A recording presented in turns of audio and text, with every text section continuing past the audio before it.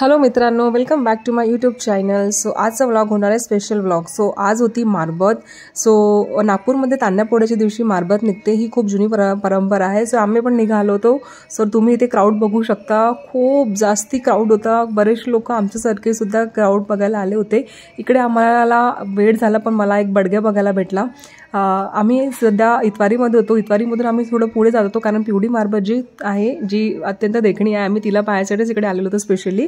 तर ती फार पुढे निघून गेलेली. तर आम्ही तिला बघण्यासाठीच पुढे जात होतो. तो हा आम्हाला भेटला एक दुसरा बडग्या. सर असं पुढे जाता जाता आम्हाला भेटली काली मारबत.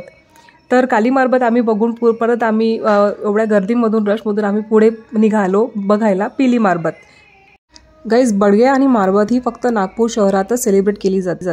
असं म्हणलं जात होते पूर्वी बाकाबाई नावाची एक बाई होती. हिने इंग्रजांच्या हातमिळवणी केली आणि त्याच्या निषेध म्हणून बाकाबाईच्या नावाने एक पुतळा तयार केलेला. तिलाच पिवळी मारबत अशी म्हणतात. आणि त्यांचं जे काळी मारबत आहे ते बाकाबाईच्या नवऱ्याचे आहे. म्हणजे त्यांनी त्यांचा विरोध केला म्हणून त्यांचाही पुतळा म्हणून मिरवणूक काढतात. पण तिच्या नवऱ्याला बडग्या हा नाव दिलेलं आहे. शेवटी मिरवणूक काढल्यानंतर ह्या दोघांचाही दहन केला जातो. तर गाईज, ही आहे पिवळी मारबत. ती अत्यंत देखणी आहे. अशी म्हणलं जाते की ही जी परंपरा आहे बडग्या आणि मारबत काढण्याची, ही आदिवासी परंपरा आहे जी नागपुरात 1881 सालीपासून सुरुवात झालेली आहे. तेली समाजाच्या बांधवांनी ही परंपरा अजून पण सुरू ठेवलेली आहे आणि ते एक पिवळी मारबत तयार करून तिचे दहन करण्याची प्रथासुद्धा त्यांनी सुरू ठेवलेली आहे. तान्हापोळ्याच्या दिवशी गल्ली गल्लीतून छोटे मोठे मारबत, घेऊन जागे मारबत, तुम्ही हे नारे ऐकलेच असतील गाईज. सर ही परंपरा आणि हे नारे घेऊन जागे मारबत असे ओढत फिरवत लोक घेऊन जातात. कोणी कोणी लहान छोटे छोटे बडग्या बनवतात, जसं तुम्ही इकडे बघू शकता, लहान मोठे मारबत. आणि असं म्हणतात की ही जी मारबत आहे ही आपले सगळे रोगराई वगैरे घेऊन जाते. कारण मारबत ह्या शब्दांचाच अर्थ आहे मारून टाकणारी शक्ती, त्यामुळे किंवा मारून टाकणारा देवता. त्यामुळे लोकांना जे काही दुःख असतं, रोगराई असते, ते जाता जाता मारबतला घेऊन जागे मारबत असं म्हणतात.